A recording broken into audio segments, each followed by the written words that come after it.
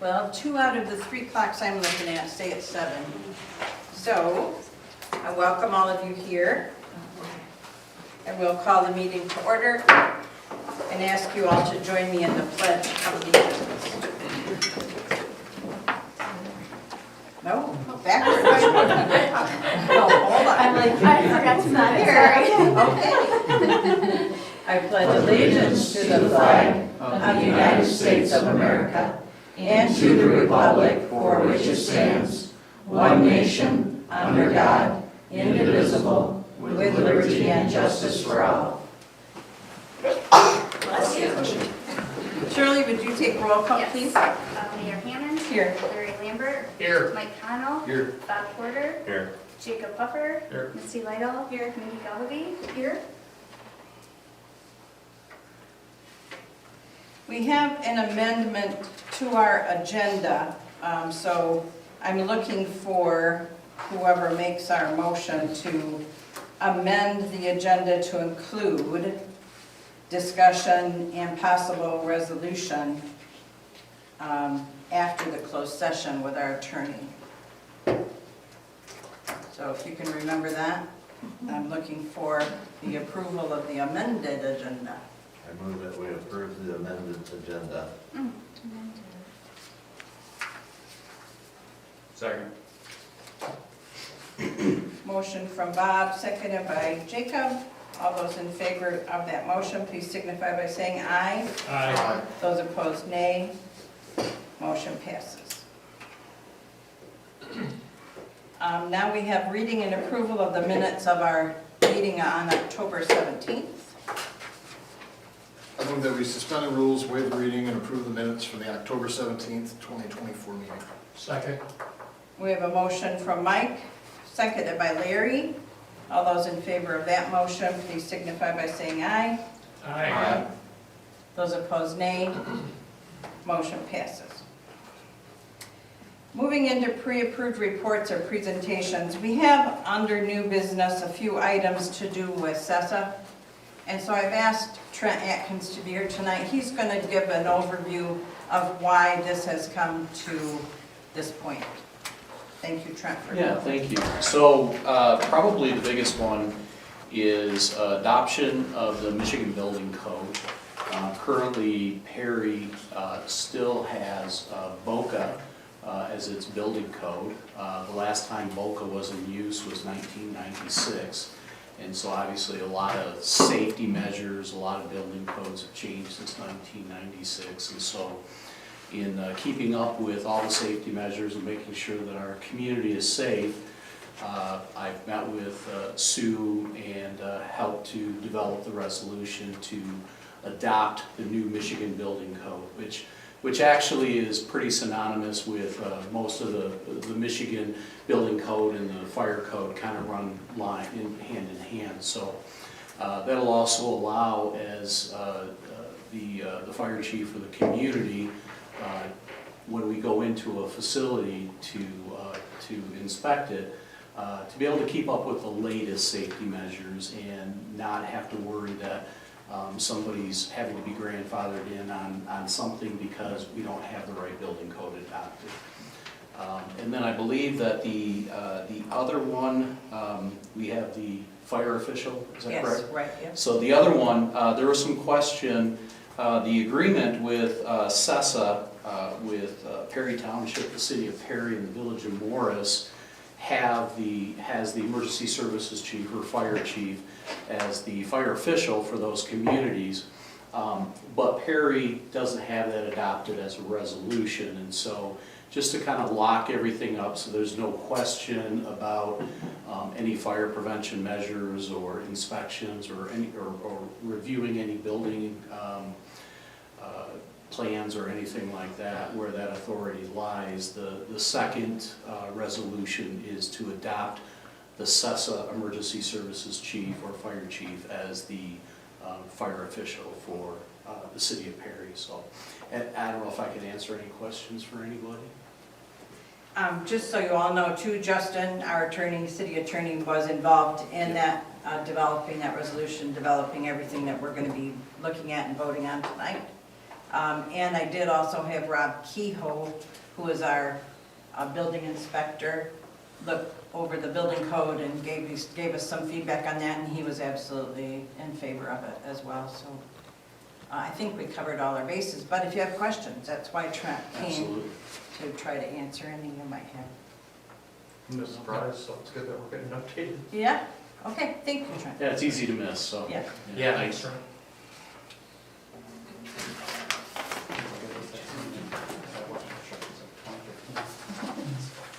Looking for a public comment, is there anyone here who would like to come forward for a public comment?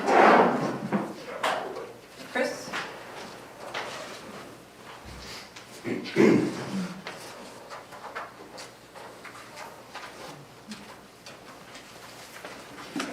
First of all, let's say congratulations to I'm sorry. you. As a first, I'd like to say congratulations. And it shouldn't be a mudslinging as it has. Well, there wasn't any from this side, but okay. My neighbor had your sign in his yard, was stealing my signs, got a police report. Week later, he threatened me and my wife. I called the police. Police come down, advised him to call Ron about my trailer, which is 1.5 feet, not even 1.5 feet, but it's taken care of now. Good. His trailer was plugged in all year. I reported to Ron, nothing. His trailer, I'll show a picture of it right now, is in front of the house, where it's not supposed to be. That's okay. I had supporters come up to me, they had signs in my yard, got tickets for leaves in their yard, or on the road. And we go through town, a couple of people had your signs in their yard, leaves on the road, nothing done. Absolutely nothing. You got over here, 2 trailers that are in violation of what Ron gave me for, plus they got their car on the city parking lot, on the side of the road, nothing done. It's just, and then I had Ron on the phone and told him, you're on speakerphone. So I don't want to talk to him without witnesses. He come out there and advised me that he was going to see that I get evicted from my home. Is that the kind of person we want to represent our zoning guy? I don't think so.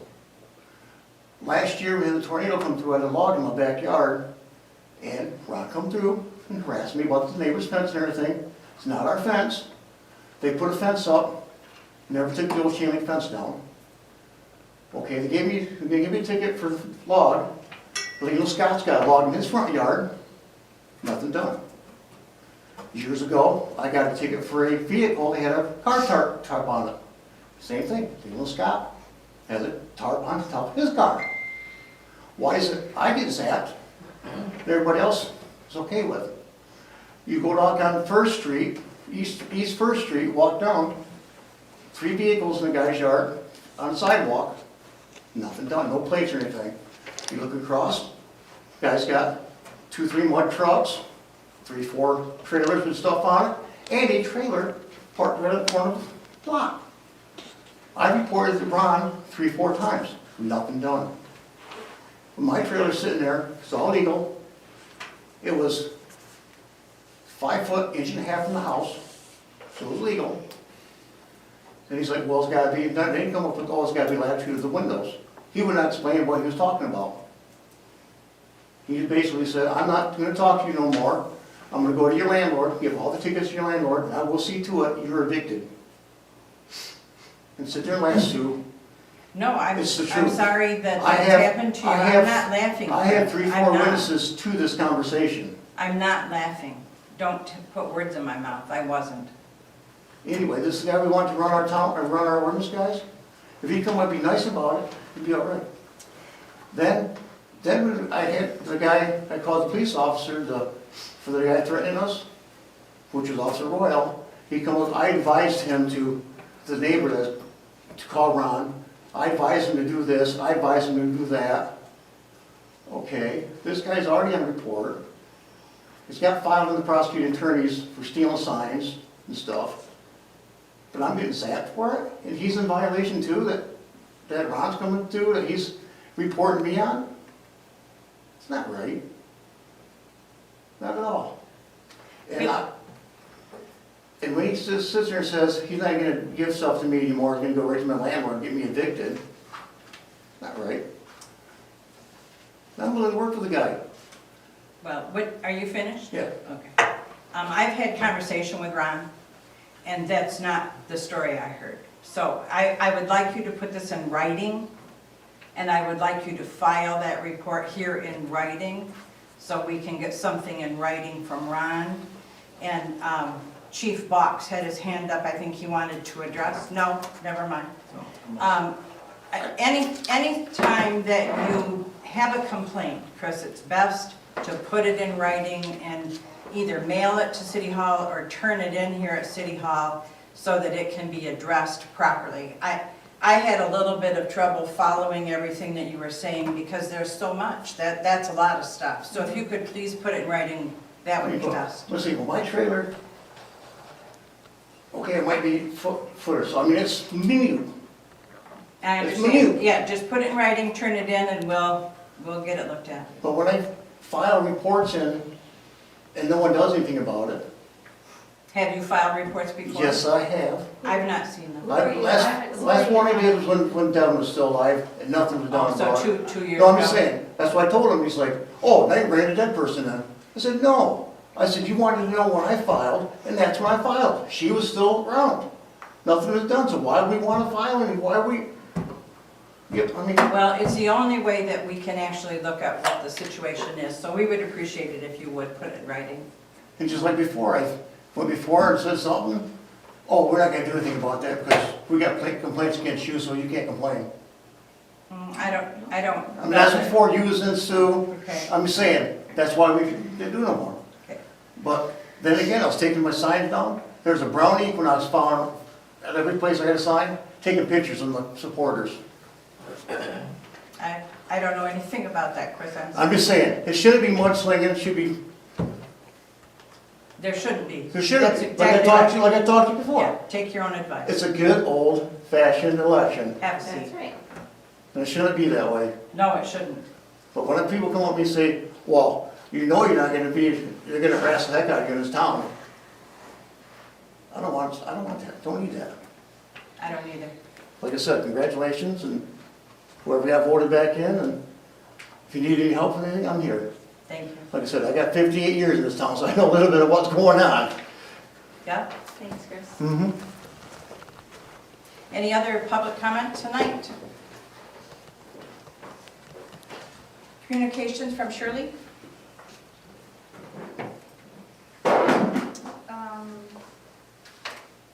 So I handed out a new quote from LJ Inc., the IT people you guys requested to get another quote from. An updated MML insurance renewal policy that came just yesterday. Some sewer quotes that I got on Tuesday from DPW, and then a resolution that we'll take care of after our closed session. That's it. Our department head reports, Megan Galbraith is absent tonight. She had a school function with her kids. Kevin, do you have reports tonight other than what's in the agenda?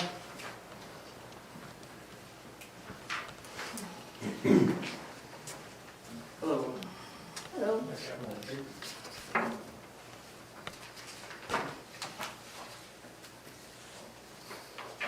I just wanted to run down some things with council, just talk about, we're doing the leaf vacuum cleanup all around town. I'm sure you've seen us around, getting rid of those leaves for all of our residents. Report on the brush chipping, it's been completed. He's been using his equipment to load out the wood chips and haul them away. So I'm happy to get that taken care of. The card access system here has been completed. I don't know if we've billed that yet, but have you received nothing? Okay, I'll get with them so we can get that billed out. I got it taken care of, Kevin. You did? It's coming. Okay. The generator was delivered earlier this week. We're scheduling the completion of the project. They gotta do the tie-in. We have to kill power here one day. Trying to do it on Veterans Day while the office is closed so it doesn't put anybody out. So I'm working on them with that. Still waiting to receive a quote from PEA Group for the land survey for the parking lot addition that we talked about over by the McQueen House. They were slow getting back to me, and so I'm just waiting to hear back from them, and then we'll probably bring that to council for approval. The DPW build site, I feel like it's kind of late in the year to be starting something, so I'd like to secure bids for a spring start to rebuild the DPW garage. I don't really want to pour concrete over the winter or have anything turn out funny with that, so that's kind of where I'm at with that. We have completed the RFP. I asked Megan and Shirley to kind of read through it just to make sure everything looks good, and we'll get that out for a spring start coming up, so.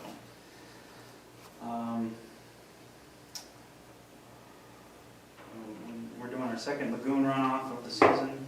The first one, we eliminated almost 10 million gallons. If some of you were here, some of you weren't, when we talked about the water tower was damaged during the tornado. The new paint job was scuffed up and scratched, and we had to have it. They had to sand it and repaint a portion of it. And we had some warranty work done at that time, so the tower was drained for a few days. We ran on pressure mode. Everything went well with that. The tower was painted, back in service. Everything's good to go. Happy to get that taken care of, over a year later. So made some progress on that.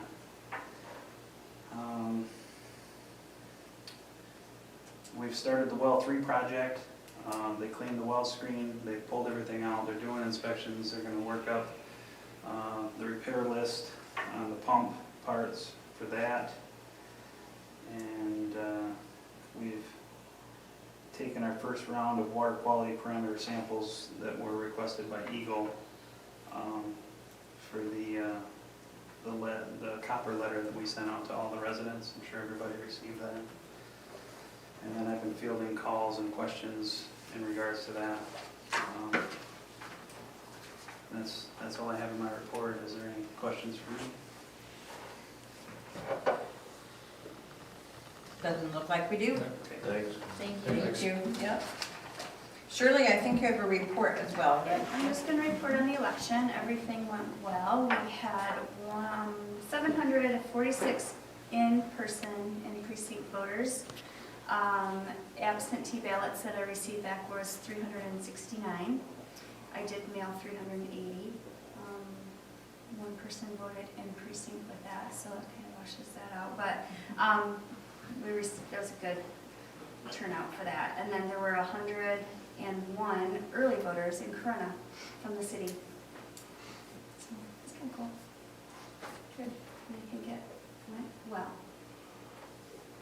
Excellent. Thank you for all your hard work with that election and all your election workers too. I know you had a lot. They did a great job. Lot of help. So I That's just great. kind of stood here. That's how it should work. Kyle? Oh, I Do think you have a there was more report for us? I didn't see her standing around when I was there. Yeah. Good evening, everyone. Good evening. It's been a while, it seems like. Been watching this guy coach, so it's been a good fall. Just wanted to update you that I'm expecting a phone call any day from Ford saying our new car, our new vehicle purchase has arrived, but I have not heard anything yet. So anxiously awaiting that, hopefully sooner than later. As Kevin mentioned, wrapping up the access control project.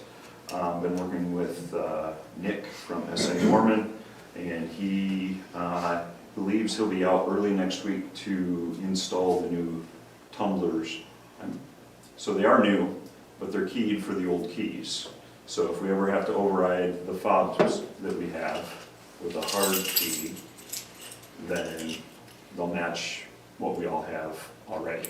So he's going to come install that, and he's going to get a different reader for the front door that's a little bit more narrow so it doesn't get ripped off because it kind of overhangs the way it is now. But that it went really well. It wasn't a flawless project. Had a couple of hiccups, but they're pretty normal hiccups from what I understand. So it was good to work with them. And later on, we'll talk about the IT. Still been working with a couple of companies, looking at different options that they have for IT services for the city. Hopefully we'll come to an end with that. And a little bit of a bonus this week, I came into an email Tuesday from the state of Michigan surplus. They had 399 Firehawk Pursuit rated tires that match our Explorers for $25 a piece. The last set of tires that we purchased brand new for any one of the Explorers was $709 for 4. I'm getting 24 of them for $600. So I'm pretty excited about that. That was a pretty good deal. They have less than 100 miles on them. People have asked why they took them off, and don't know why the state took them off their police cruisers, but they did. So they're selling them, and we got several sets of them. So saved the city a tremendous amount of money. And that's all I have. Any questions? I guess not. Thank All you right, very thank much. you. Thank you. The only report that I have is a handout. You don't need to look at it now, just take it home, look it over. It's something that came in through the internet from MML regarding guidelines for de-escalation and communication around contentious meetings for local elected officials. I thought it might be a good read when you have time. And that's all I have to report. Do we have any committee reports? Okay. Looking then for presentation and approval of the bills. I move that we approve the bills as presented and payment be authorized. Second. We have a motion from Larry, seconded by Bob. All those in favor of that motion, please signify by saying aye. Aye. Those opposed, nay. Motion passes. We don't have any old business tonight, and our first item of new business is to move into closed session with our city attorney, and so I'm looking for that motion. I move that we move into closed session with the city attorney. Okay. We have a motion from Bob, seconded by Mindy, that we need to have a roll call vote for. Hucker, Yes. Lambert, Yes. Lidle, Yes. Connell, Yes. Porter, Yes. Delavy. Yes. Motion carries, and we'll enter into closed session now at 7:21. Public, you're welcome to stay here. The attorney and counsel will retire to the council workroom, and we shouldn't be too long, I don't think. Okay. Looking for a motion now to return to regular session. Move that we return to regular session. Second. We have a motion from Mike, seconded by Jacob. We need roll call vote.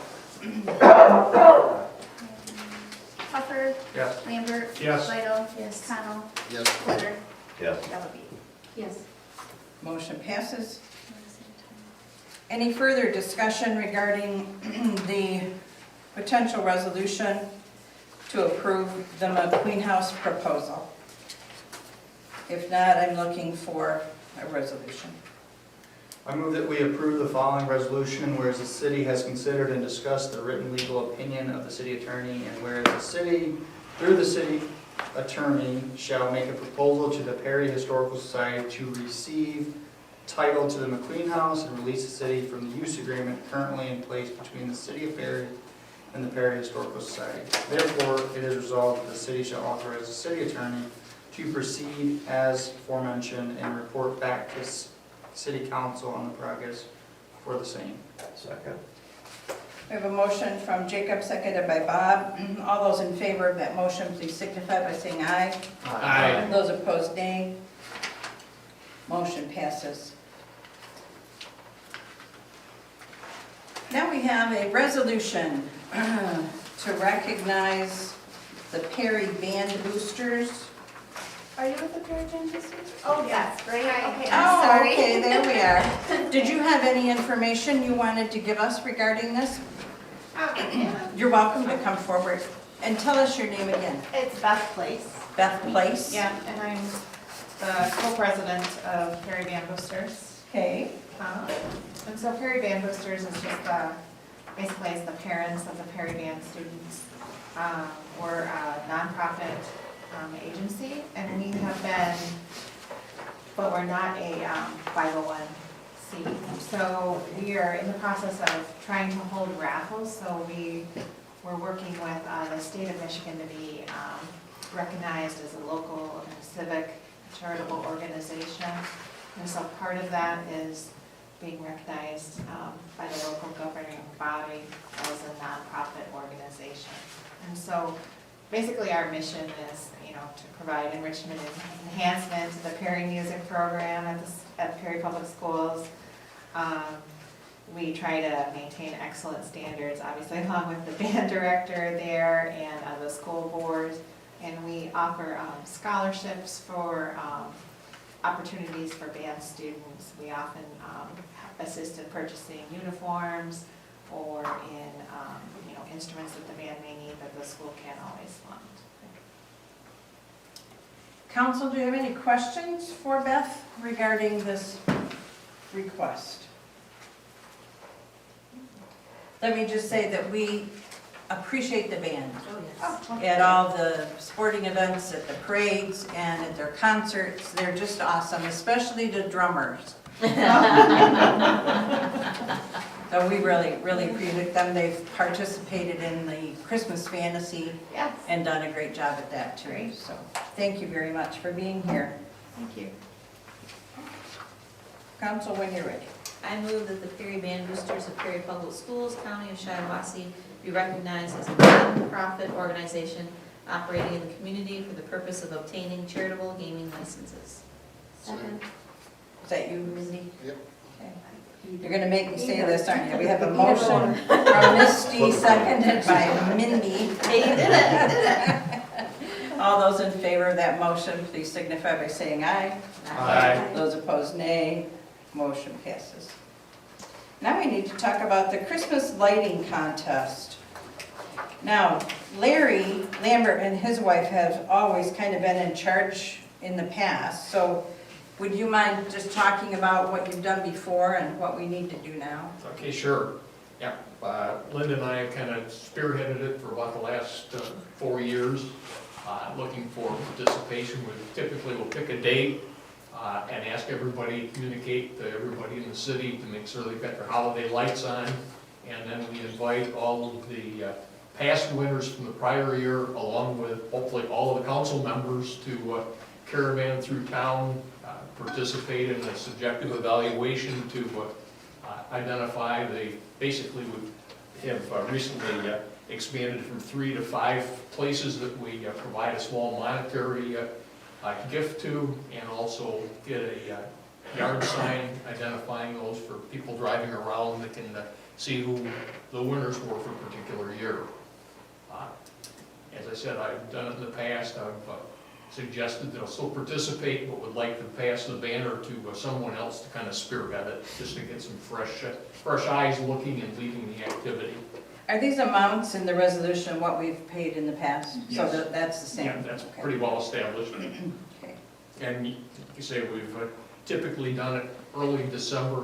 We had a couple years that we did it on Thursday. The last 3 years, we've done it on a Tuesday evening at 7 o'clock. And made the caravan through town. The judges end up back here. We do a little session, have a few hot chocolate and goodies to snack on as we consensus on the winners. I actually just want to make a comment, because last year was my first time doing it. I showed up and, Right. pretty limited outcome, but I would say that the people that haven't done it, maybe it's worth sharing. We have a really nice route that we did, and Larry put that together, and it was actually pretty cool to see the town lit up the way it was. And I know I got a kiddo, so, it's good for the kids too, so. Sure. I just encourage people to get out there that day. So. And I'd encourage the residents of the city to challenge some of the people that have won in the past, because when I look back here recently over the last 3-4 years, we've had about the same people move from first place to third. You can't win it 2 years in a row, first off. They kind of move around in the top 4 or 5 places, so we have had a couple of new builds out in the development off of Bath Road that were winners last year. We'd just like to see more of that going on. We do have some people who have actually had access to a bucket truck and really went above and beyond with their lighting here this last year. So it is kind of fun to see. Yeah. And we'll be also looking for people to serve on that committee of people to do the judging, Right. right? Okay. I'll work with, or whoever takes it over, we'll work with Shirley to invite all of last year's winners to participate. And once again, I'm going to encourage everybody on council to make it out and participate. New council people too. Absolutely. It's fun. It is. Any more discussion regarding the Christmas lighting contest? No one's beating the door down for it, I will take it over. Oh, okay. If Larry will help me. I will pass on my map, and I didn't say we would Larry has this thing participate, so. together, I'll tell you. He's an organizer and I want to follow in his footsteps, so. There you go. So I did write the motion for December 10th. I don't know what day you guys were picking, but I'm kind of like trying to pick a date around the same. I don't even know if you need to motion a date or not. I will need one, if I went back in history a little bit. We typically did it that first week in December. The last 3 times have been on Tuesdays, once 5th, 6th, and 7th. And so if that works out to be that, It's, second week. oh, it's the second week. Tuesday. Second Tuesday in the month of December. Okay, I mean, which is fine as well. Gives people a little more chance to make certain that they've got all the lighting. With Thanksgiving so late too, because that's the 28th of Yeah. November. Exactly. Yeah. Does that work for you, Mindy? Yes. And I also wrote the motion, so we don't have to read this whole thing again. It'll just be a discussion. So we'll just keep like going until somebody wants to end it, basically. We won't have to agree on. I don't think they heard what you said, Oh, Cheryl. I'm sorry. I wrote the motion, so it will say that this is continuing. We won't have to every year motion to approve the amounts and stuff, because they've already been approved. They're well under the spending limit, and now it's just gonna say it's gonna go on until it doesn't. Okay, so it's written, so if we move and approve it this year, It would just it be, just carry on. It'll yeah, just it would be the just be a new date. discussion The new of the date. date, Yeah. basically, yeah. So we won't be voting on anything, so. Okay. yeah, that was- Well, whenever you're ready, you're looking for that motion. I move that we authorize $250 towards the Christmas lighting contest winners. Divided awards into first place receiving $100, second place receiving $50, third place receiving $50, fourth place receiving $25, and fifth place receiving $25. Judging will take place on Tuesday, December 10th at 7 p.m. The award amounts stay in effect until council decides to change them. Is that you, Bob? Yeah, or Misty. That's fine. One of us. We have a motion from Mike, seconded by Bob. All those in favor of that motion, please signify by saying aye. Aye. Those opposed, nay. Motion carries. Just a suggestion, we're still on lighting topic. Surely we may want to put on the agenda for sometime next year, that we might want to consider, do we want to do something like that for Halloween? I mean, the number of Yeah, Halloween that's true. Yeah. displays are going, is Crazy. rivaling, if not Yes. surpassing the Christmas past year's ones, yeah. Christmas lighting. So true. Okay. Yeah, put that down.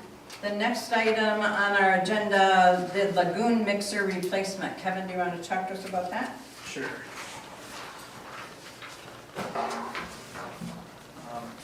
Part of the treatment process that we use to discharge the sewage from the lagoon, there's a chamber where we add chemicals to the water to make it coagulate, so it settles out bad stuff and into a polishing pond before it gets discharged into the creek.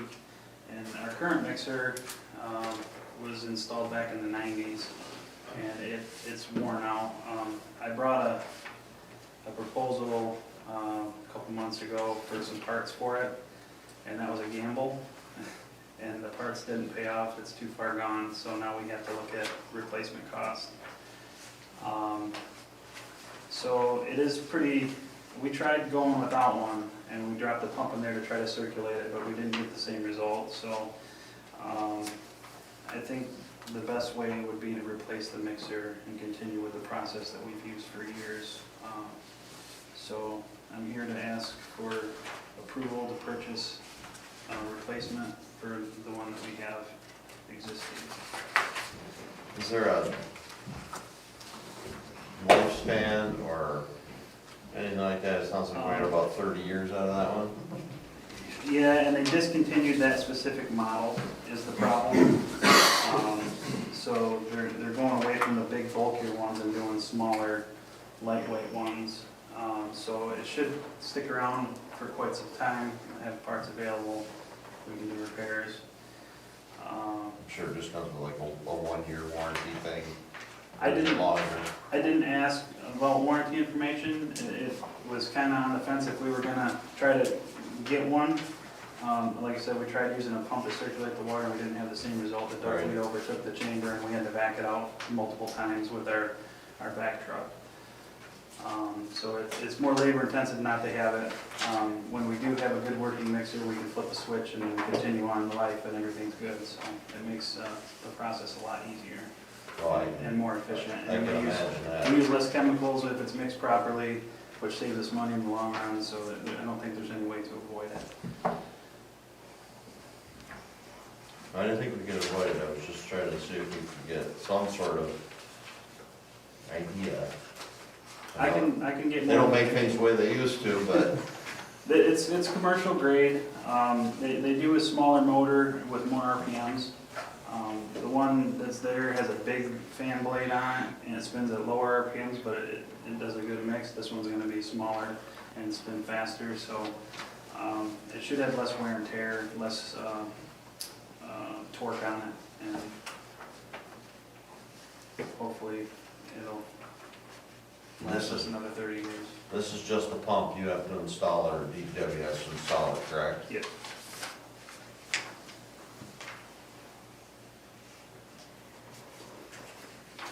And Lightning mixers, that's the same brand that we have now. There's only one company in the area that sells them. There's no way to, I mean, I could look for other options if we're not satisfied with the one quote, but it's kind of a specialty thing. Well, if you got nearly 30 years out of one of the same price, you know, that's pretty good for, bodes well for their quality anyways, at the time they made that one. I move that we approve the purchase of a light mixer in the amount not to exceed $9,796.50, and we authorize Kevin Tyler to order the part. Second.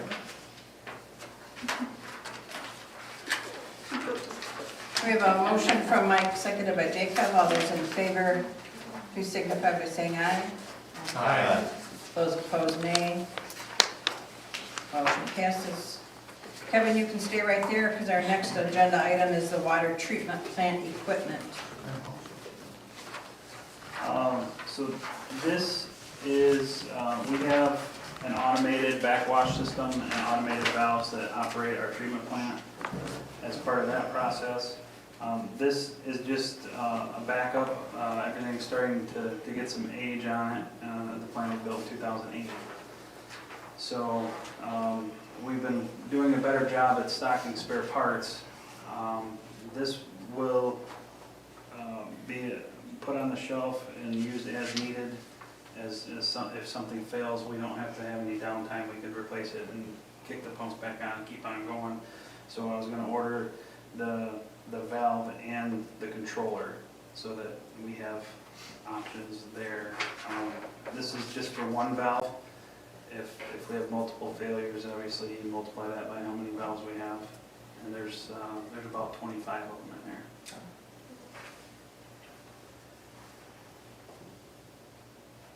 Any questions for Kevin about this? I move that we approve the purchase of a 6-inch Z valve assembly with the actuator for the water treatment plant in the amount not to exceed $4,026, and authorize Kevin Tyler to order the equipment. Second. We have a motion from Larry, seconded by Misty. All those in favor of that motion, please signify by saying aye. Aye. Those opposed, nay. Motion passes. And now we have also Kevin telling us about a letter of intent to purchase a new plow truck in the 25-26 budget. So keeping things streamlined, we're trying to get, stay with the Freightliner chassis. We've had good luck with our 14. The new Vector, which is supposed to be delivered in 2 weeks. I just got confirmation on that Okay. this week. Is also a Freightliner M2. This one has to be, the 108 SD is the next size up from the truck that we have, but it'll have the same running gear. And the reason we have to get the bigger one is because of the underbody plow. The scraper won't fit under the smaller truck anymore. They changed some stuff and they're not rated for that anymore. So the 108 SD will support the underbody scraper with a load of salt on it and without having any functional issues. We're looking for approval for a letter of intent. We're trying to order the chassis before the next emissions goes into effect, which is if the truck is built in the year 25, we will beat the emissions standard in 26. If we get an order in now, they're looking to build in the 3rd quarter of 25. It will save us a lot of money because the new setup is going to be more expensive and it's untried, untested. They're going to have to work through all the bugs in the new system. The system that they have out now has been in place for about 10 to 12 years, so they're pretty good at making these and making them work. So it'll save us a bunch of trouble and money in the long run. When we look at choosing a chassis, we also have to look at who's going to build the rest of the truck, with the dump body, the scraper, all that stuff. Different companies like different running gear. So this quote is just to purchase, just to provide a letter of intent to order a truck for purchase that we will budget for next budget year. I had a couple questions, because the last page was upfitted, because it's not in here, so you got, that will come once you... They were working on specifications for what I was looking for. It pretty much matches the 14 that we have with the same equipment. Okay. It'll be, to outfit the truck will be another $150,000 to $200,000. Yeah, they're not cheap. Right. So the chassis itself is $107,711. You're looking at almost And then to $50,000. upfit it. Okay. Is this the only budget we have on plow trucks? Like I said, we have to make a decision on a chassis before we can order one. I could have looked at other brands, but I was trying to streamline with the Freightliner chassis. So D&K is the only Freightliner That's dealer, hopefully, or? when I started this process, I contacted the company that outfits the trucks, which is Truck and Trailer Specialties. The city of Perry used them to outfit the 1-ton dump that we purchased in 19, I believe. I don't even know, I think it was 2020. Sorry, I don't have the details on that, but they did a pretty good job on that one. The company that I previously worked for used that company for years, outfitting trucks and doing repairs. They're located in Howell. They're relatively as local as you can get. And he said this is who they normally deal with. It is, the pricing is my deal pricing. So they match all other dealers. Everyone that is part of the My Deal program, they all sell them for the same price, which is the lowest cost that they can provide to the state of Michigan, and we're part of that program. My Deal pricing basically says you don't have to go out for bids, we've already done the work for you, we agree that this is a good price for this chassis, and they allow us to use that information. So that's how we purchased the Vector truck too, was with My Deal pricing. That makes sense. I didn't even know that was a thing, so that's good to know. Why did they omit the front bumper? I'm just curious.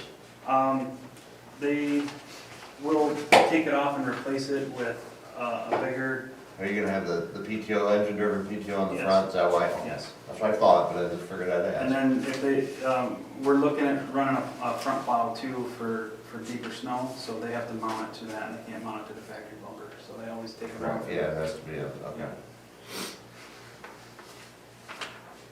I move that we approve the city clerk to draft a letter of intent to purchase a 2026 Freightliner 108 SD plow chassis in the amount not to exceed $107,711. The amount will be budgeted into the 2025-2026 fiscal year. Second.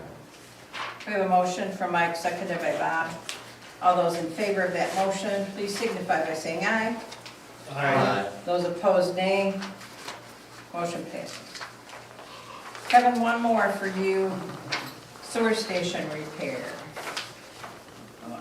I secured 2 quotes for the sewer station repair. This is a budgeted item, we talked about it back at budget time, that the KBR station that services the business district in the north end of town, as well as apartment buildings and stuff, was getting worn out, run down. It's time to do some repairs there. I secured 2 quotes. TH Eifert is a company that we use. We have a contracted service with them for repairs and maintenance on our sewer stations. I gave them the opportunity to write us a bid for it. And then the FabTech company, they're younger, a little more motivated. There's quite a difference in price for the same process. But we need to replace the rails and the pump seats, and the piping is what we're looking to do on that project. Just rehab what we have there. It's not like we're rebuilding the whole station, we're just gonna retrofit what's there and make it function better. It currently has a blown seal that we have to get repaired, and it's been tearing its way through seals regularly for the last year and a half. So it's time to fix it so we don't have a major failure. These are your 2 quotes, right? So TH, the FabTech, Eifert, and then FabTech? Yep. FabTech gave me a whole list of options ranging from a new station with new pumps and stainless steel piping to basically just replacing the bases. And I took the quote that matched TH Eifert's, which is what we had budgeted for, and I put them together side by side so that we could compare kind of what we were looking at. So they're both the same quote. For the same I just left work. out, I just left out the whole 3-page document and just put apples to apples, so it would be a little bit easier to read for one. Interesting that they're almost double for. Yeah, that's a big difference. TH Eifert's just down the road too, so that's surprising. Is this company really in Missouri? No, Is that just headquarters? yeah, they're a bigger corporation, but they have a satellite company here in Michigan, down somewhere in a Detroit suburb. I'm not sure exactly where they came from, but I know I've met one of the people that work there and asked him to come take a look, and he wrote me a quote and is eager to do the work. Which I'm comfortable if we decide to go that route, just because, like I said, we're not rebuilding a station or designing anything, we're just rehabbing something that's already there, so we're gonna replace parts, which I feel comfortable that either one could do quality work, so. Do you have any other locations, Kevin, that have any experience with FabTech? I can get references if we would like to look into that a little more. I don't know anyone that's, I know they're kind of branching out into doing operations for communities that don't have operators and that type of thing, but they started out doing maintenance and pumps and repairs for big cities, southeast here.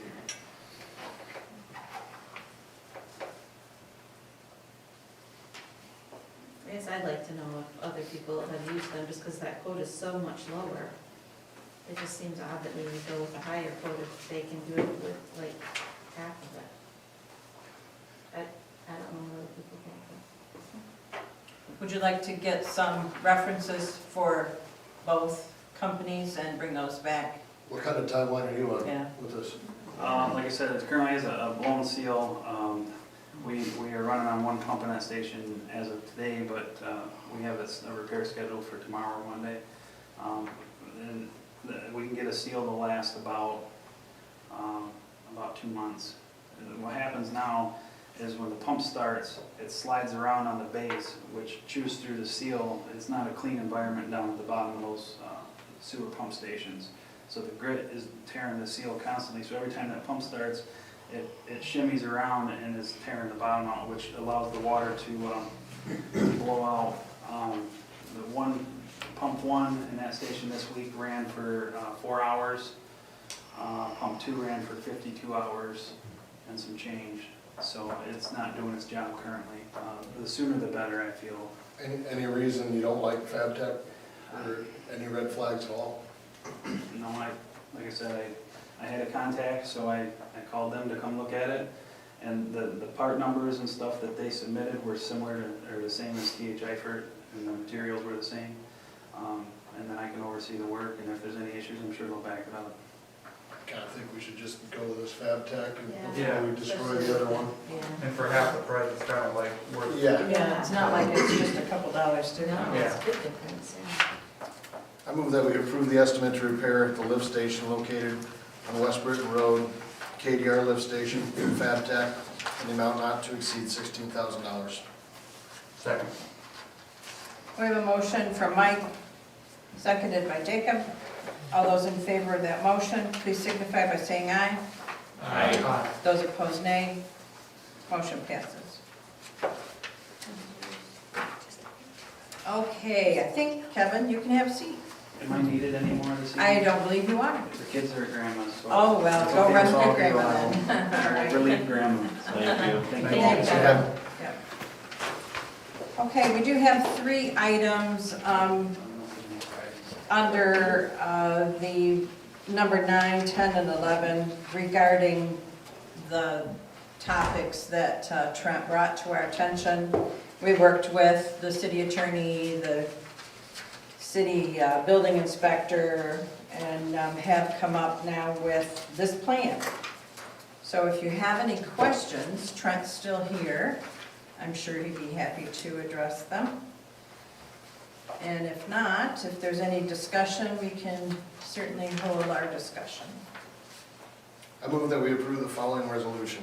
Whereas the city of Perry recognizes the importance of ensuring public safety through the enforcement of fire ordinances and the implementation of effective fire prevention measures, and whereas the Southwest Shiawassee Emergency Services Authority provides emergency services and fire protection to the city of Perry and surrounding communities, and whereas the city of Perry desires to streamline fire ordinance enforcement, fire prevention code administration, fire inspections, and fire prevention programs through the designation of a qualified individual with the authority to act on behalf of the city in these matters, and whereas the Emergency Services Chief of CESA has the training, qualifications, and expertise to effectively serve as a fire official and authority having jurisdiction, AHJ, responsible for enforcing fire ordinances, fire prevention codes, and ensuring fire inspections and the fire prevention programs are conducted.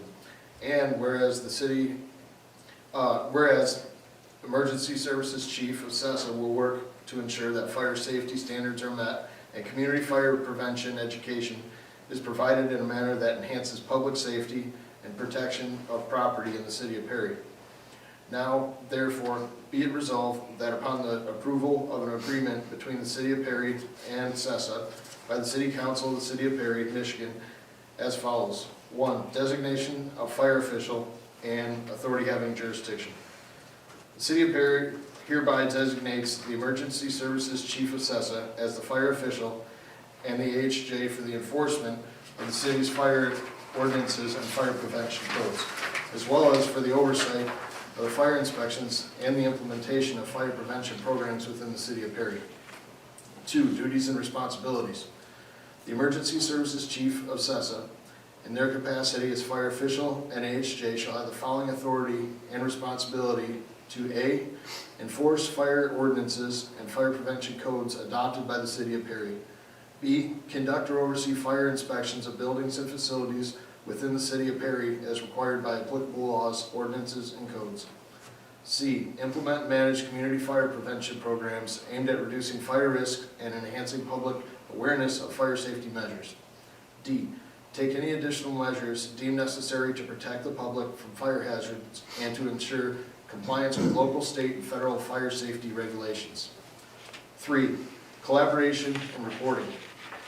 The Emergency Services Chief of CESA will work in collaboration with the City of Perry administration and other relevant authorities to ensure that fire safety measures are effectively enforced. The chief shall provide periodic reports to the City Council regarding fire prevention activities, inspections, and compliance with fire ordinances. 4, effective date. This resolution shall take place immediately upon its adoption. It is further resolved that the City of Perry shall enter into the amendment of the Emergency Service Agreement with CESA in order to effectuate this resolution. Second. We have a motion from Mike, seconded by Jacob. All those in favor of that motion, please signify by saying aye. Aye. Those opposed, nay. Motion passes. Thank you for that. Then our next portion of this has to do with the Emergency Services Agreement Amendment. So that is a separate motion. I move that we approve and enter into following amendment to the Emergency Services Agreement. The amendment reads as follows. Now comes the Southwest Shiawassee Emergency Services Alliance in the City of Perry on this 7th day of November 2024, and hereby agree to amend the parties' Emergency Services Agreement consistent with the Southwest Shiawassee Emergency Services Alliance, CESA, bylaws and the Emergency Services Contract as amended. With the City of Perry, the parties hereby agree to the following addition to the parties' agreement providing for emergency services. 1, designation of fire official and authority having jurisdiction. The City of Perry hereby designates the Emergency Services Chief of CESA as a fire official and authority having jurisdiction for the enforcement of city fire ordinances and fire prevention codes, as well as the oversight of fire inspections and implementation of fire prevention programs within the City of Perry. 2, duties and responsibilities. The Emergency Services Chief of CESA, in their capacity as fire official and AHJ, shall have the authority and responsibility to A, enforce fire ordinances and fire prevention codes adopted by the City of Perry. B, conduct or oversee fire inspections in buildings and facilities within the City of Perry as required by applicable laws, ordinances, and codes. C, implement and manage community fire prevention programs aimed at reducing fire risk and enhancing public awareness of fire safety measures. D, take additional measures deemed necessary to protect the public from fire hazards and to ensure compliance with local, state, and federal fire safety regulations. 3, collaboration and reporting. The Emergency Services Chief of CESA shall work in collaboration with the City of Perry administration and other relevant authorities to ensure that the fire safety measures are effectively enforced. The Chief shall provide periodic reports to the City Council regarding fire prevention activities, inspections, and compliance with fire ordinances. 4, effective date. This amendment shall take effect immediately upon its signing. All other provisions and terms of the parties' agreements shall remain in full force and effect. Second. We have a motion from Jacob, seconded by Bob. All those in favor of that motion, please signify by saying aye. Aye. Those opposed, nay. Motion passes. And now we just need to have a first reading of an ordinance amendment which repeals and replaces the old with the new, in a nutshell. I took the last one. I can Mike took the first one, so do this yeah. one. So, I move that, I move that ordinance amendment 399 repeal, replace, sorry, no? Okay, thanks. 161, am I not reading it right? Yes, no, I'm giggling at myself. You're giggling at me, okay. Okay, sorry about that. I'll start over again. I move that ordinance amendment 399 repeal, replace 1610.01, 1610.01, and 1610.03, and in addition to chapter 14, 1410.11, Building Code, which reads as follows, to be placed on the next agenda for adoption. The City of Perry ordains. The City of Perry ordains 1610.01, 1610.02, and 1610.03 are hereby repealed and replaced with the following. 1610.01 International Fire Code file copies. A certain document, 3 copies of which are on file in the office of the city clerk, being marked and designated as International Fire Code, is hereby adopted as the Fire Prevention Code of the city for the control of buildings and structures as therein provided. Each and all of the regulations, provisions, conditions, and terms of the International Fire Code are hereby referred to, adopted, and made part of this chapter by reference, as if fully set out in this chapter, as amended, save and except such portions as are hereinafter amended or deleted. Amendments, 1610.02 amendments, repealed. 1610.03 conflict of laws. A, in the event of a conflict between any of the provisions of the International Fire Code as adopted in section 1610.01 and a provision of any local ordinance, resolution, rule, or regulation, the local ordinance, resolution, rule, or regulation shall control. B, in the event of a conflict between any of the provisions of such code and a provision of any state law, rule, or regulation, the state law, rule, or regulation shall control. C, in the event of a conflict between any of the provisions of such code and a provision of any other technical code adopted by reference by the city, the stricter or higher standard shall control. And Chapter 14, to the City of Perry ordinances shall have the following ordinance added. 1410.11 Building Code. The Michigan Building Code shall be applied as applicable in the City of Perry, where the Michigan Building Code is silent or lacks specific provisions. The City of Perry has adopted by reference and incorporated herein the International Building Code and the International Fire Code to guide building and fire safety decisions. Reference to the Michigan Building Code and the International Building Code includes all future revisions, amendments, and updates to the same, ensuring that the City of Perry remains aligned with the most current standards for safety in construction. Second. We have a motion from Misty, seconded by Larry. All those in favor of that motion, please signify by saying aye. Aye. Those opposed, nay. Motion passes. Thank you, Misty. I made a comment, so I thought it was going on the chicken portion, I'm like, Um, you sure you want to do that? We're not there yet. Not yet, yeah. but So we'll there have to we read are. that. Trent, thank you very much for all your help with that. Thank you. Number 12, this probably I should have had Kevin explain. He's just asking for our 1999 International Bucket Truck permission to send that to auction. And I think we've talked about that. Yeah, we before, have so- talked about it, but he just needs a motion to be able to do that. I move that, go ahead. I move that we approve the DPW to send the 1999 International Bucket Truck to auction. Second. We have a motion from Misty, seconded by Bob. All those in favor of that motion, please signify by saying aye. Aye. Those opposed, nay. Motion passes. Okay, now we're into a first reading. And do know that this is not approval of, it's simply a first reading of. So if people hear things that they have questions about, they should contact City Hall and we'll make sure somebody gets back with you. So the first reading of the zoning amendment, 398, section 3.30, animal and residential and agricultural districts. Larry is our chairperson of the ordinance committee. I'll have you take over there, Larry. Okay, thanks, Can I ask Sue. a couple questions? One is just clarification, 2 of them. Why no ducks or turkeys? It was just an odd Well, they're question. bigger birds, I know, but and so they would probably take up more space, I would think, too. it's fine. People want to check by name? Turkeys are very loud. Yes. That is true. That's fine, it's just So a are question. ducks. Like, why is So are that? ducks, you're right. It was discussed at the Yeah, well, ordinance. just- Yeah. Yeah, I wasn't. Yeah. And then my other one was, because this one goes against what I was told by the DNR. Why can't we dispose deceased chickens in the trash?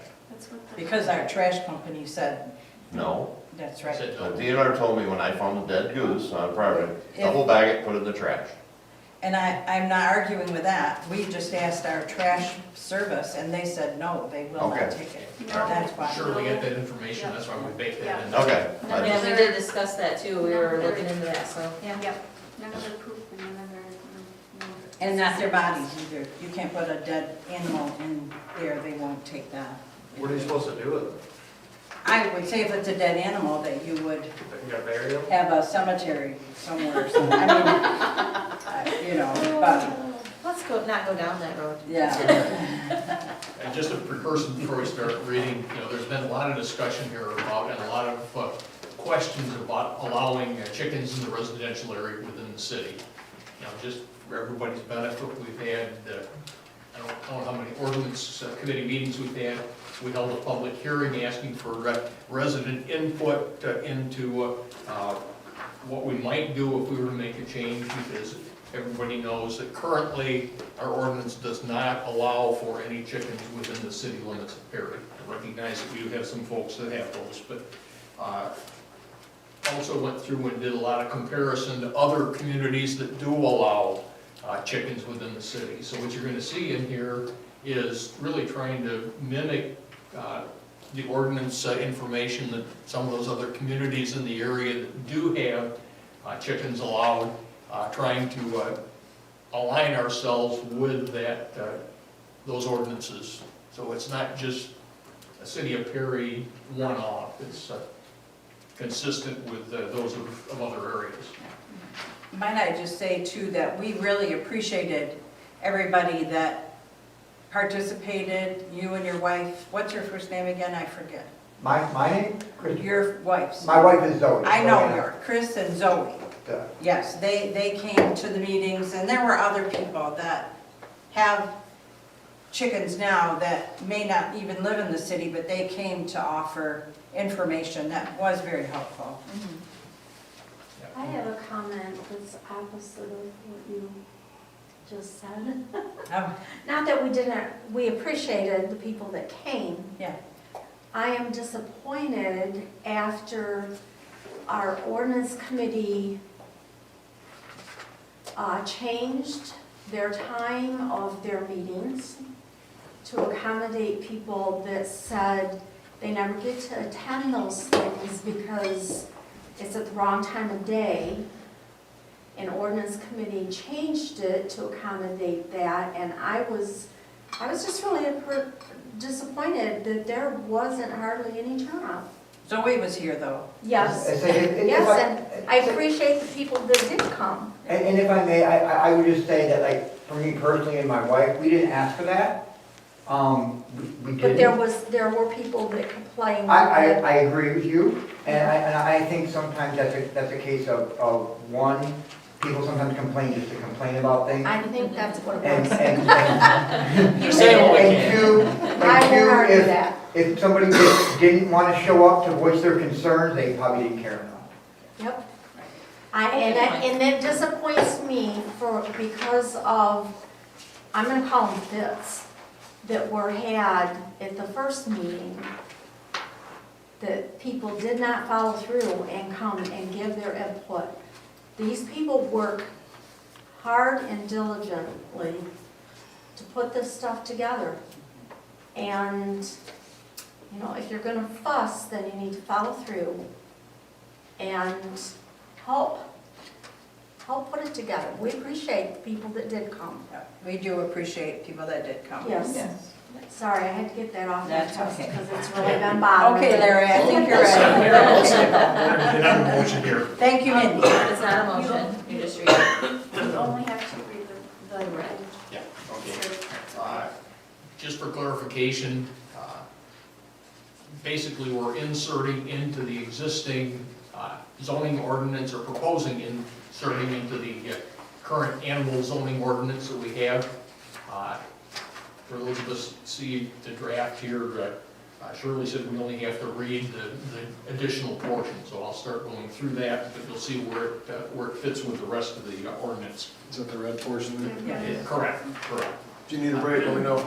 Pardon? If you need a break, let me know. Okay, then. I move the zoning ordinance amendment 398, section 3.30, animals in residential and agricultural districts Point D, livestock and residential districts, which reads as follows and placed on the next agenda for adoption.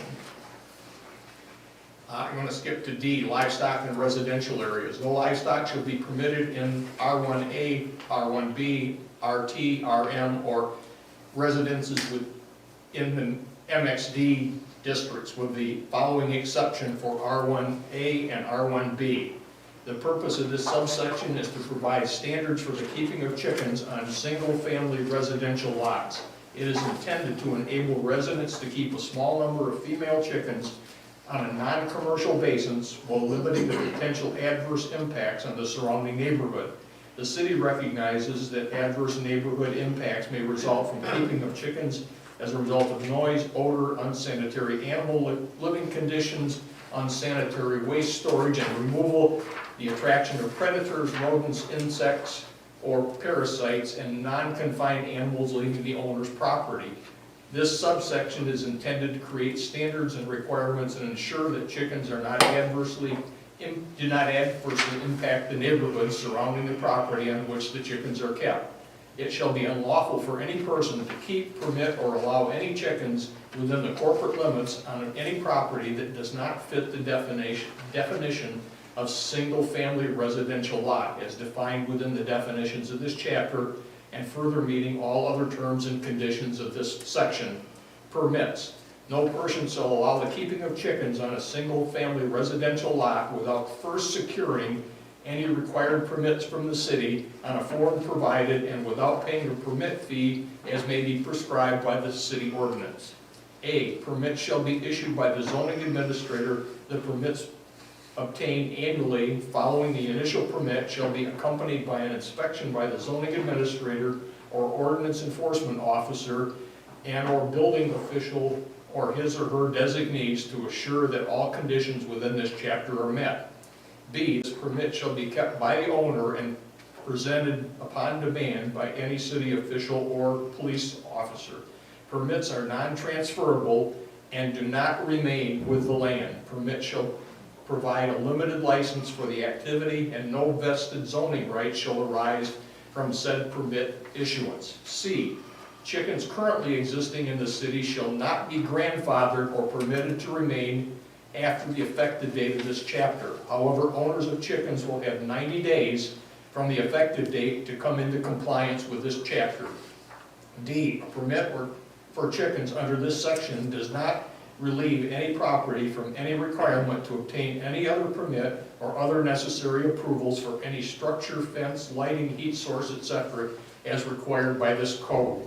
E, the application shall contain the following. 1, identify a sketch, the property boundaries, and the location of all structures on the property and distances between said structures and between the property boundaries.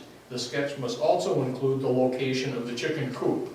2, the number of chickens desired to be kept. 3, a description of the enclosure or roof coop, including materials used and square footages. 4, a statement that all information contained in the application is true and that the permit holder shall keep the chickens in compliance with the terms of this permit application and this chapter. F, applicant requirements and responsibility. 1, a permit to keep chickens is specific to the permit holder and the location for the permit. A person wishing to move chickens to a different property shall obtain a new permit. 2, a new resident of a property who intends to keep chickens shall obtain a permit regardless of whether chickens were previously kept on the property or continue to be kept on the property or continue to be kept on the property. 3, approval of a permit to keep chickens authorizes the permit holder to keep the number of chickens in the manner described on the application and permit. Any increase to the number of chickens allowed or significant change to the manner of keeping shall require a new permit. 4, where the person seeking to keep chickens is not the fee owner of the property upon which the chickens will be kept, the applicant shall obtain the property owner's consent in writing to keep chickens on the property. The owner's consent shall be submitted with the permit application. Number of chickens to be allowed. The number of chickens allowed are restricted to the following. A, maximum number of chickens allowed is 5 domestic hens over the age of 2 weeks. B, only female domesticated chickens are allowed. No roosters shall be allowed. C, no geese, ducks, turkeys, peafowl, or crowing hens may be kept. All other bird species shall be kept except under the provisions, no other bird species shall be kept except under the provisions of subsection B1 of this section. D, the above subsection C of this section is not intended to apply to indoor birds kept as pets, such as, but not limited to parrots or parakeets, nor to the lawful transportation of fowl through the corporate limits of the city. Personal use. Chickens allowed under this article shall be kept for personal use only. No person shall sell eggs or engage in chicken breeding or fertilizer production for commercial purposes. The slaughtering of chickens on the premises is prohibited. Enclosures. The keeping of chickens within the city limits is restricted to the following. A, chickens must be kept in an enclosed coop or pen at all times. B, enclosure shall only be located in the rear yard. In no case may a coop or pen be placed in the side or front yards.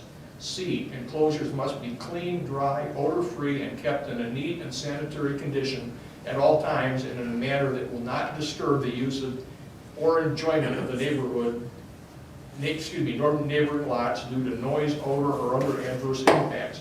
All droppings within the coop and enclosure shall be cleaned out at least once a week. D, the coop and pen must provide adequate ventilation and adequate sun and shade with a minimum of one window located on the south side of the coop and must both be impenetrable to rodents, wild birds, and predators, including coyotes, skunks, raccoons, dogs, and cats. E, all enclosures for the keeping of chickens shall be constructed, repaired, and maintained in a manner to prevent rats, mice, or other rodents from being harbored underneath, around, or within the walls of the enclosure. F, the use of flimsy wire mesh, including chicken wire, is not permitted in the construction of a chicken coop, pen, fence, or enclosures. You want to take over? Sure. Thank you. Coops and houses. Coops shall be provided and shall be designed to provide safe and healthy living conditions for the chickens while minimizing adverse impacts to other residents and the neighborhood. A, chickens shall be provided with a covered, predator-proof, adequately ventilated coop of sufficient size to allow movement of the chickens. The coop must be adjacent to and provide free access to a chicken pen. The structure shall be enclosed and secured on all sides and shall have a roof, floor, and doors. Access doors must be able to be shut and locked at night. Opening windows and vents must be covered with predator and bird-proof wire of less than 1-inch openings. The materials used in making the structure shall be uniform for each element of the structure, such that the walls are made of the same materials, the roof has the same shingles or other covering, and any windows or openings are constructed using the same materials. The use of scrap, wasteboard, sheet metal, or similar materials is prohibited. The hen house shall be well maintained and kept in a clean and sanitary manner at all times. The structure shall be of waterproof material or be painted. The color shall be uniform around the structure and shall be in harmony with the surrounding area. The coop shall be a minimum of 15 square feet to permit free movement of the chickens. The maximum size of the coop may not exceed 30 square feet or 6 feet in height. Any heat source or electrical facilities installed in a chicken coop must comply with all adopted building and electrical codes of the city. G, the coop must be located and meet all the following standards. No less than 20 feet from the owner's dwelling, no less than 35 feet from any neighbor's dwelling, no less than 10 feet from a property line, and 10 feet from any street or alley right-of-way. Coops may be movable to protect turf and prevent the buildup of pathogens and waste, only if the dimensional restrictions contained in this chapter are held in compliance. Pens, fences. Pens shall be provided and shall be designed to provide safe and healthy living conditions for the chickens while minimizing adverse impacts to other residents in the neighborhood. A, the chicken pen is limited to no more than 50 square feet in area.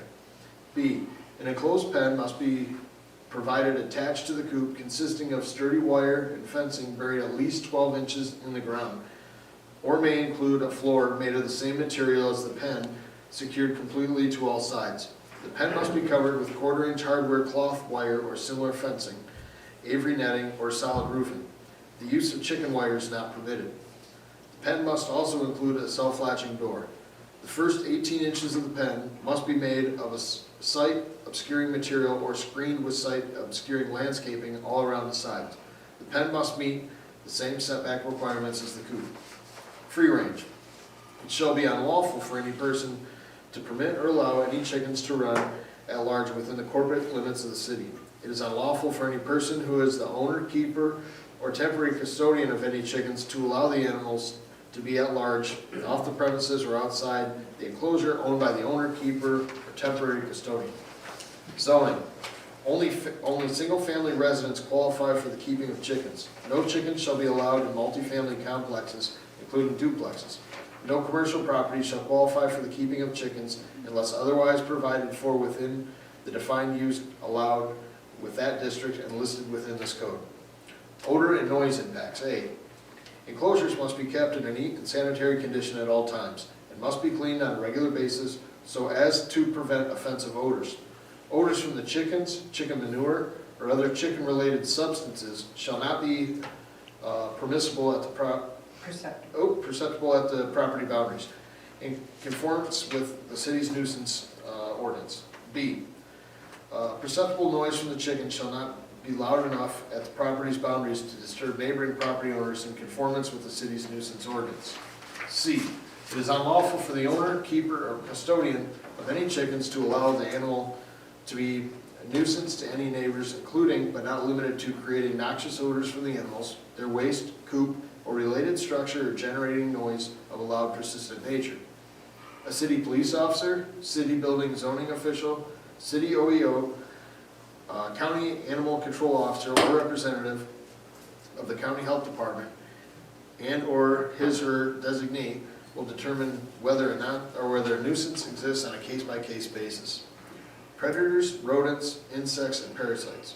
The property owner shall take the necessary action to reduce the attraction of predators and rodents and the potential infestation of insects and parasites. Chickens found to be infested with insects and parasites that may result in unhealthy conditions to human habitation must be treated immediately. Feed, water, and care. Chickens must be provided with access to clean feed and liquid water at all times. Such feed and water shall be unavailable to rodents, wild birds, and predators. Stored feed must be kept in a rodent and predator-proof container. Uneaten food shall be removed in a timely manner. Chickens shall be maintained in healthy condition. If ill or injured, chickens shall either receive appropriate medical care or be disposed of in a humane legal manner. Deceased chickens cannot be disposed of via the city's contracted trash service. Waste storage and removal. Provisions must be made for the storage and removal of chicken manure. All stored manure shall be covered by a fully enclosed structure with a roof and lid over the entire structure. No more than 3 cubic feet of manure shall be stored on the site at any time. All the manure not used for composting or fertilization shall be removed. Manure cannot be disposed of via the city's contracted trash service. In addition, the coop, the chicken pen, and surrounding area must be kept free from trash and accumulated droppings. Looking for a second? Second. Was it you? Yes, it was Bob. Okay. Two of us. We have a motion by Larry, seconded by Bob. All those in favor of that motion, please signify by saying aye. Aye. Those opposed, nay. Motion carries. Thank you, Mike. Thank you both. Yeah, both of you, thank you, that's lots to read. Thank you, Ordinance Committee. This will come back for possible approval. Next on our agenda is the discussion regarding our new IT provider and possible approval of that new provider. I think you have the information, but here's Kyle to interpret it. All right, so I apologize for those who have heard this already, but I'm gonna step back for a couple of years here. Devin and I were tasked over 2 years ago by the council to just look into other IT companies. At the time that we had IT Right, we were happy with them, but we felt, the council felt that it was appropriate for us to look at other options and make sure that we were paying for services appropriately at the appropriate amount of money and all of that. and receiving the appropriate amount of service and security for our information technology. So we started that, we interviewed several companies, we came back essentially with what IT Right turned into, which was VC3, sat down with them, and we all, including the council, agreed that that was our best option at that time for what we were paying. VC3 at that point had told us, since we transitioned from IT Right to VC3, you folks are paying a lot less than what our competitors are charging. They were charging per computer, workstation, and we were paying a lot less. Since that transition to VC3, we were completely unhappy. They promised they were going to work things out, they got too big too fast, and they were working bugs, kinks, all that stuff, and quite honestly, they haven't. There are municipalities throughout the state of Michigan that are jumping that ship constantly. It's a mass exodus from VC3. It's going around on the listservs with the chiefs, the clerks, everybody is, who are you going with, because we're leaving this company. So we've continued to look, we've pursued this for a long time. We sat down this year with several companies and settled on BlackRock Technologies, and I think we put that proposal before you folks a few meetings ago, a few months ago. And then last meeting, I was not here in attendance, but I understand that there was another company. Shirley and I sat down with them actually a couple of times, 2 different people. The price looks great, I'll tell you, it looks better.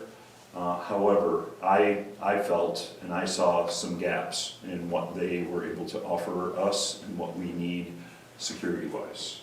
I wouldn't say I was unimpressed, but I definitely saw where they don't have the experience that this BlackRock Technologies has. BlackRock has serviced many larger municipalities that have police departments. I don't believe this company that you folks got several packets on has that experience. That being said, I'm the District 7 representative for the Michigan Association of Chiefs.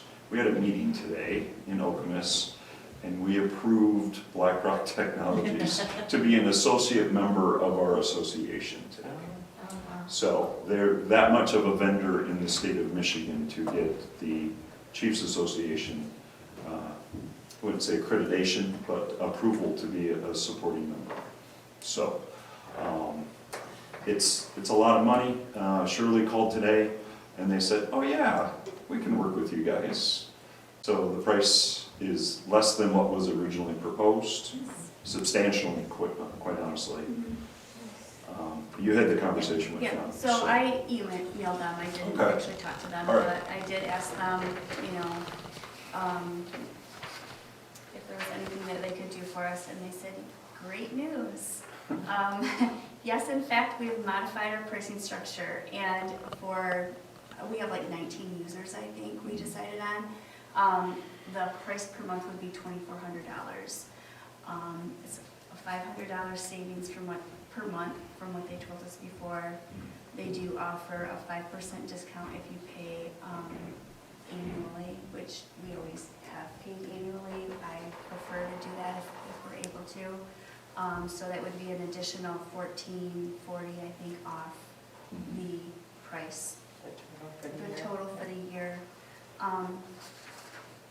Megan typed this up for me. I apologize if I slaughter it, but funding for it, possible ideas would be to the quarterly contributions.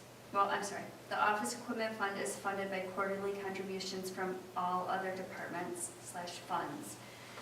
Example, general, water, sewer, and roads. The increased IT costs will require the departments to increase their contribution amount to the office equipment fund. Increase IT funding opportunities is interest revenue. Increasing due to utilizing different CD/money market accounts for better earnings, which she does a great job with that. Projects like the capital improvement plan, asset management plan, and DPW rebuild were budgeted for 2024. Obviously, none of those are completed yet. And 2025, I'm sorry, 2024-25. Rebuild costs are now being offset by $200,000 disaster relief from the state of Michigan, reducing the burden to those funds. SCDP has offered grant funds to offset the cost of the capital improvement plan and the asset management plan that were budgeted last year, with some carry over to this year's budget. So those funds are freeing up funds that we would have used. May I also add, we were actually in the middle of, with the current IT company, of migrating our email service to Microsoft, and we had that additional cost already added into the budget. So it may look like we're increasing it up to here, but the reality is with that email migration, it was actually going to be right about here already. And with the reduction that Shirley found today, it's actually even less than that. So it's not as dramatic as it actually looks, because we were planning on an increase, and we had already budgeted an increase to get our email migrated over to a more secure platform. So if that helps. What is our increase? Because don't we pay like, it's like 3,000 a year or something now, isn't it? Something really ridiculously Right now, low amount? no, it's like 14. Was it that, okay, I thought it was a lot less. Yeah, 14 All right. or 4 or So something it's like not, that. it's less than half, or less than double. I thought it was Yeah. less too. I thought it Yeah, was- and just on another note, I had to call IT for Tony, because he was not able to open his pay stub.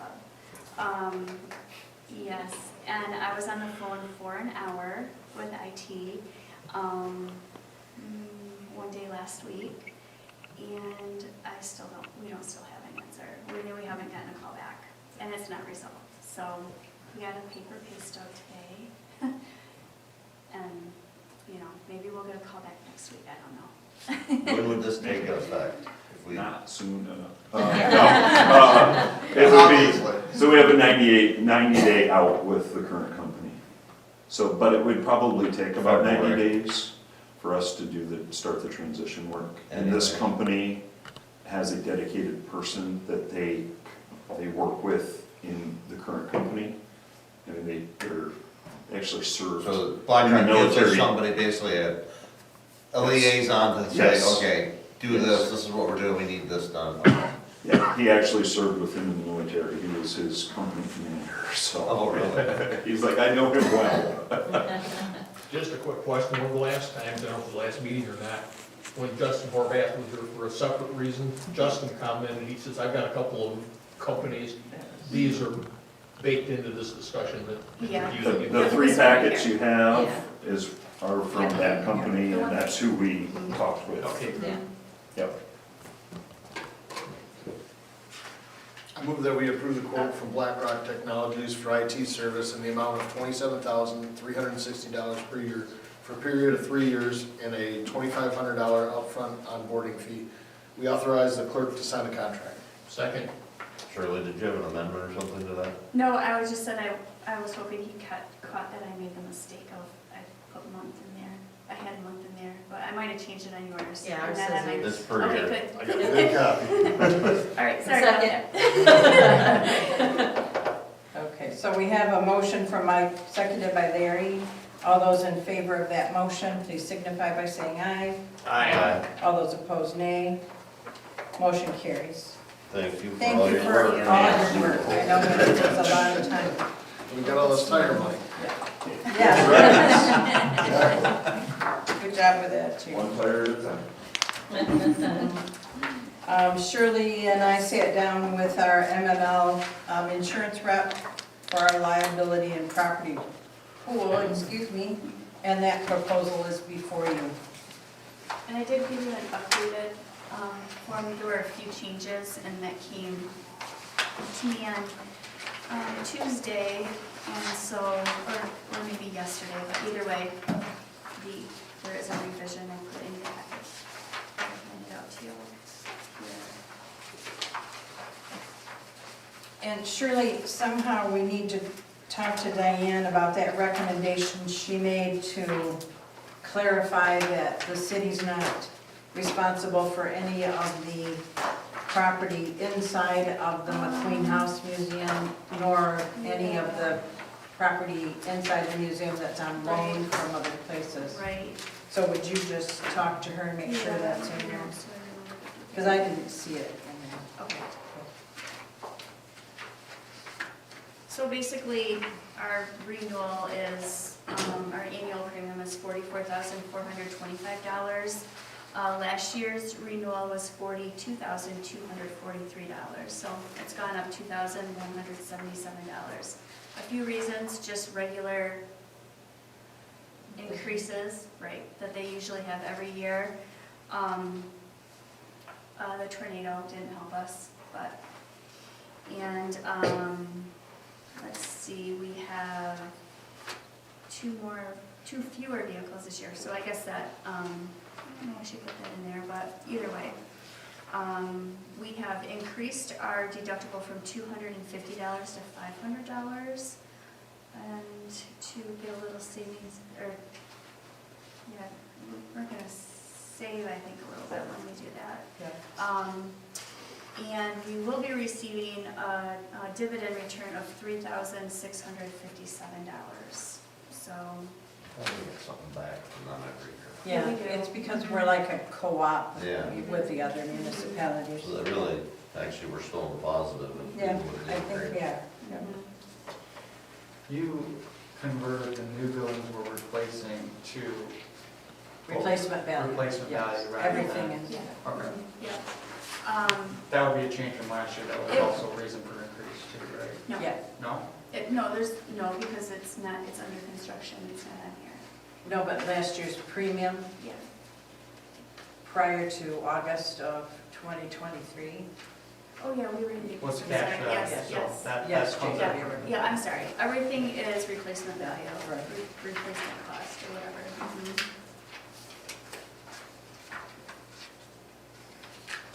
I move that we approve the renewal and payment for the city insurance with MML liability and property pool for the policy term of December 1st, 2024 through November 30th, 2025, in the amount not to exceed $44,425, and authorize the clerk to sign the agreement.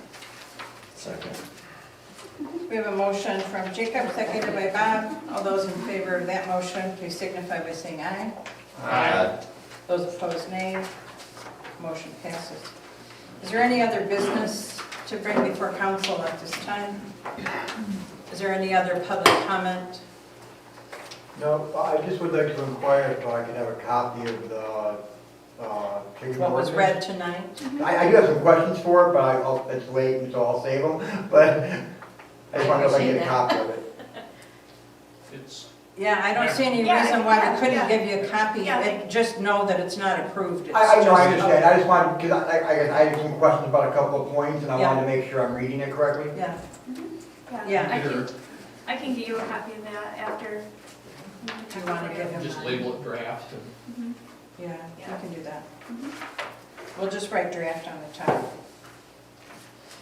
Council discussion or observation. I would like to make an observation that even though he's the youngest one here, Jacob, you have really contributed a lot in your short time that you have served on the council. And Thanks. since you've told us that tonight's your last night because you won't be here next time, I just wanted to say thank you very much.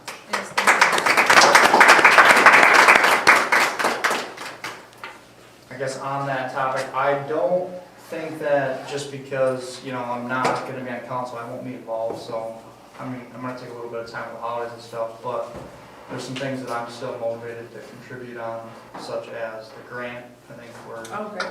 we're moving in the right direction there, and then the Parks Committee, I still think there's some value to be had there. I've got a second kid on the way, so, I think that's something I'd wanna be active in, if you guys would allow me. Oh, we would love to have you. Absolutely. Right, yes. Thank you so much. Yeah, keep in touch. Let us know about that baby. Do you know? You don't know It's yet. a girl. Oh, Yep. it's a girl. Yep. All right. Well, congratulations. Thanks. Yes. We have agenda items for the next meeting that are listed here. Oh, did I say public comment? I did, because that's Oh, you when did? Chris Okay, sits okay. here. Agenda items for the next meeting, we'll be looking at the personnel policy amendment for the new health insurance for the year, the poverty exemption resolution, the auditor's report, they'll be here to present that next time. Megan will be here. We're going to talk about making some changes to the invocation policy. And I'll just say, it's because of like what happened tonight. We have so many people, churches represented on our list of schedule that we send out every year that they don't come. So then we can't have an invocation. So I'd like to talk about maybe some options to try to limit who we invite to have it be the people that show up, the people that are dependable to be here. But we can talk about that next time. We'll have our second reading of the ordinance amendment 398, the animals, second reading of ordinance amendment 399, repeal and replace the fire code. Discuss the Oh. Halloween lighting decoration. Yep, and I wrote down, and Shirley did too, about Halloween decorations, maybe doing a judging thing and awards for that too. So many people decorate for that. I have a question on the, because that was on Yeah. the list, the poverty exemption, that's for, to get the resolution so they can only mail in if they don't live in, own property but don't live here, right? Yep. It was on my list. Good job. All right. Anything else, any discussion on anything from council? We'll discuss the permit fee for the. Oh, yes, we need to discuss the permit fee for the new ordinance too. Only on the agenda after we decide if we approve the Right. ordinance Yeah. next time. Yep. And I think that's it. Let's wait 2 more minutes though, so we can adjourn right at 9. Can I say something? Even Oh, though sure. we're Yes, past public the- comment. We'll go right All ahead. right, well, thank you. Yes, and congratulations on your election to city council. Thank you very much, thank you. I don't know how expensive this would be, but I noticed going through Williamston during Halloween, they had like the orange and purple lights on all the trees. And it was just like such a fun environment, and it really kind of seemed to me to encourage the stores to kind of, you know, maybe spruce things up, you know. And I don't know, I kind of like that. So when you were talking about the Halloween stuff, you know, maybe we could do something like that. Yeah, in we the city, can talk during about, our trees. talk about that. Yeah, I think the DPW leaves the Christmas lights essentially up. Yeah. And so, but yeah, Less work. that'd be, Well, some communities decorate like the light posts for Halloween, like each, like someone can say like the businesses or families, like you almost adopt a light post and you decorate it for harvest or Halloween. And then you don't really have to deal with the lights, but it still looks festive when you're driving through town. And that would be, And get the community involved. get them involved, and we wouldn't have to spend money You buying know, a lights. couple years ago, we had the scarecrows. Yes, Right. that's right. Along Main Street, and it was really fun, and it was really cute.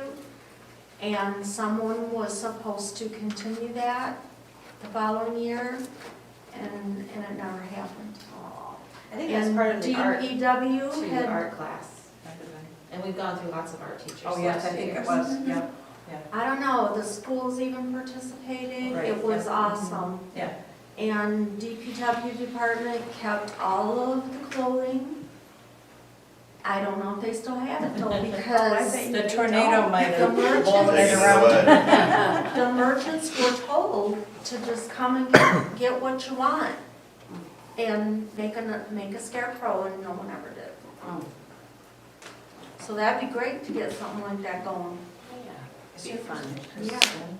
I think we could even have some kind of contest, maybe to get, people could vote with, donations to the food bank on on their favorite scarecrow or decoration or whatever. Well, jot down your ideas and we'll include it in the discussion for Halloween decoration for next time. Kristen, could you tell us all how to pronounce your last name? Babel. Babel, thank you.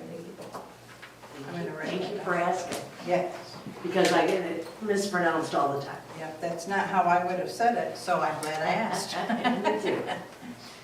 I think that's it. We are now adjourned, 9:02.